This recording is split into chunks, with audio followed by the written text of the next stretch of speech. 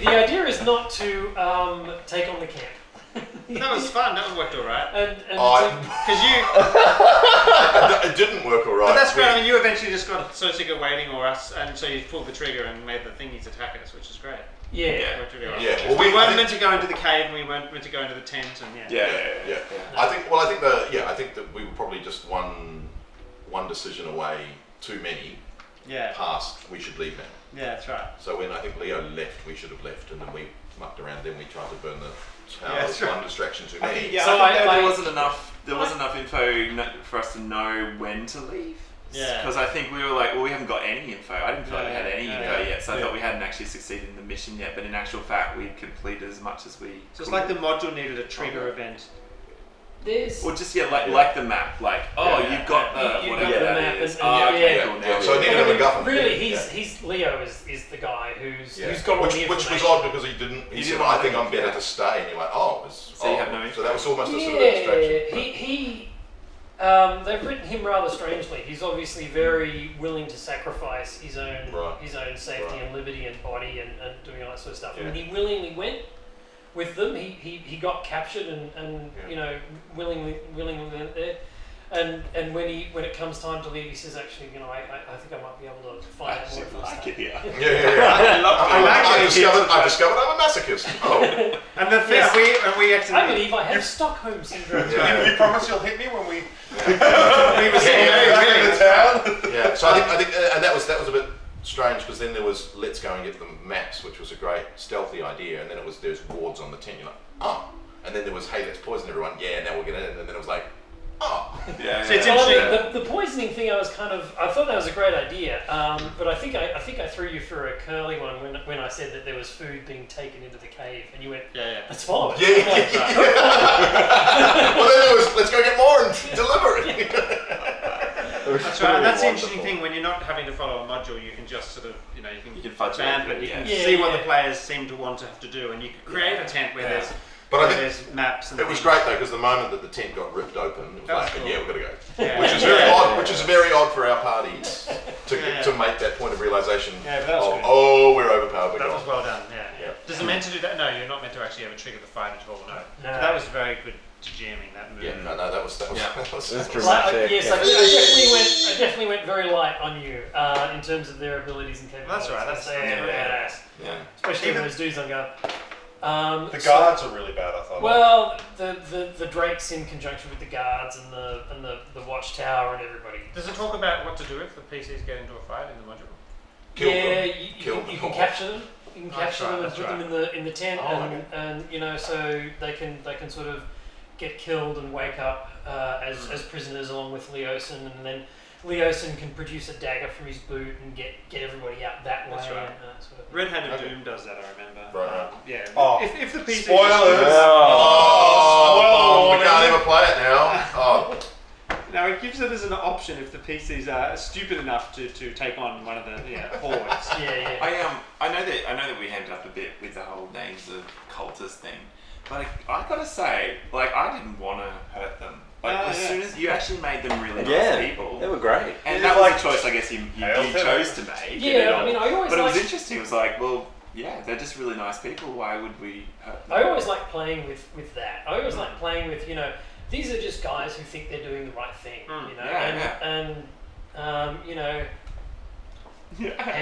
Praise They were just so lovely. Shouldn't it be like I like seeing your elf taught to like humans. That's the horns of the dragon. I thought these were the 5 heads. No, that would be cool too, though. So, yeah. No, I like the inverted commas of hey. And it was really interesting this time around, knowing that management of spells was a real necessity about that management, and then we both. It was fun. You and I said this is our Nova moment. Well, here's the big spell we've got. Whereas in the previous encounters, it was like that was gone already. So it would have been like, I got nothing. So that was great. You had the good berries. Yeah. and you had the Thunder Wave, and you didn't deplete your spell. I just had Speak with Animals. Speak with Animals. So we're chatting all the way home, you and me. That's right. I really do love Healing Word. I think I'll steal it for Pathfinder games. It's great for a healer to be able to heal without having to lose their action. So I think the bonus sections are really nice. Yeah. What's it called? And especially our relationship. I love that you took 20 hit points of damage. My sister takes a little bit of damage, I healed her straight away. But then it was lovely that you then had a healing potion anyway. I love the fact that he was willing to take double damage from one of us. We both make our saves. He does it. And he gets double damage again. You weren't rolling the damage, is that right? No, you have the option in 4th ed if because is it average damage? It's just an average. Under the monster stat, it tells you what the damage is. Yeah, you can roll it if you like. But I just find it quicker and easier. It's more predictable, so They do 7, 4, 4, 4. But when those little kobolds start doing all of them have advantage, and they're 8 of them attacking. But we did really well because we hammered them before they could actually get in. I'll make a video of the statistical analysis that I did of advantage and disadvantage. It's quite interesting. So I'll make a little video. You can all watch that if you want to. Yay! Cool. How was it GMing such a huge party? Yeah, it's good fun. I enjoyed it.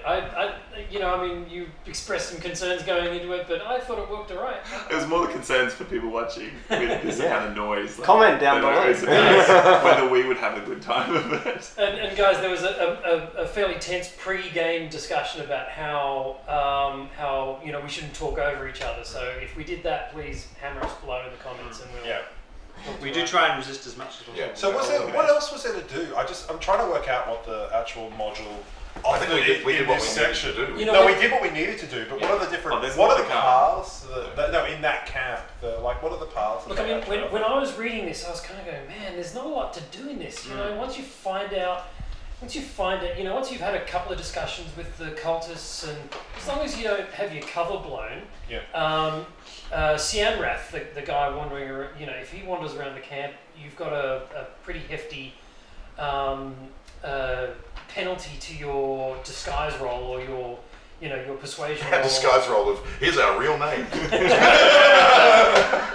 But if he recognises the person he fought at the end of the last level, then he'll.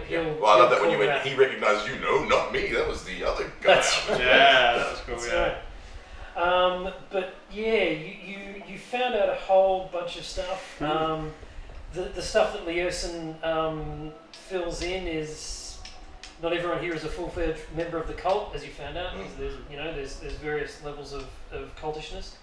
Many are new initiates working towards full acceptance. Many are other simple mercenaries hired to flesh out the camp's strength during raids or if you come under attack. The kobolds are here because of their worshipful attitude towards dragons. Hunters bring in antelope and large game. The cults have been raging far and wide on small raids to collect treasure. Greennest was the closest target to the camp, the biggest of all towns they've attacked, and the most profitable. Praise Tiamat.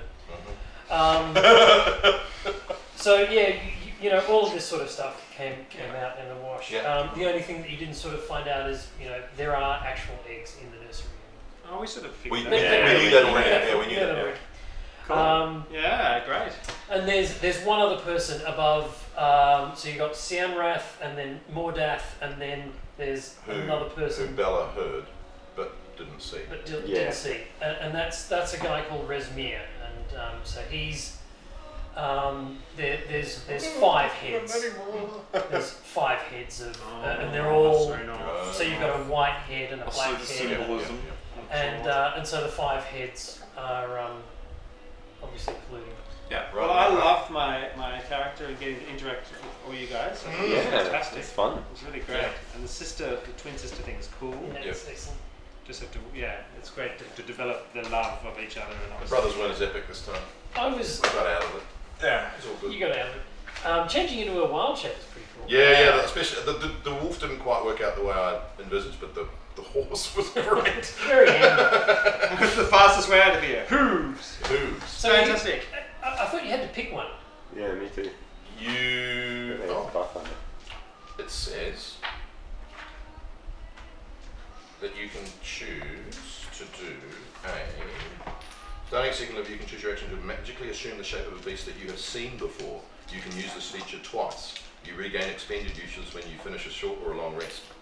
The druid level determines the beast you can transform into, with its second is any quarter CR creature that has no flying or swimming speed. It doesn't say that you can only choose one, it says any creature you've seen. Right. So I went through, there's a whole list of quarter CR animals that you can choose to do. So, Fantastic. But you have to have seen it before. There's a really chicken or an cool antelope. there's a really cool somebody put together a list of all of the animals, all of the monsters in the monster manual, and you can sort them by challenge rating. So we'll put that in the comments in the description. It's a great little link, and I've been using it quite a lot. Fantastic. Cool. Well, Thanks, Derek. say goodbye to everyone. thank you. Bye. Thank you. See ya.